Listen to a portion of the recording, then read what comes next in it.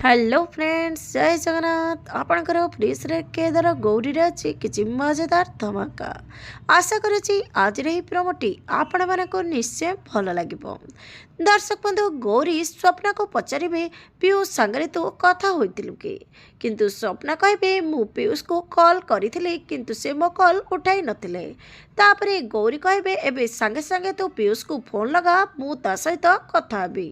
तापरे स्वप्ना मध्य पीयूष को कॉल करिवे, किंतु पीयूष स्वप्नांकर कॉल भी उठाइबेनी, कारण स्वप्ना को कॉल माधवी पाखक जाइथिबो, कारण पीयूषकर फोन माधवी पाखरे थिबो। आ एपटे गौरी मध्य मने मने बहुत संदेह करुथिबो, भाबुथिबो कते थर भी पीयूष एबे गायब थिला आ ताकू बहुत बाड़ होइतिला, से बहुत खराब अवस्था रे घर को मध्य फेरितिला। एथर एमिति किछि हेरि तो ए सब पछरे सान मांकर हाथ नहीं तो हेले दर्शक बंधु, पीयूष एबे कोन पे गायब अछि, ताकू किए गायब करछि, आर पछर सत कण जानिबा पई निश्चय देखंतु। आज राति 8:30 रे आपणकर प्रिय सीरियल केदार गौरी।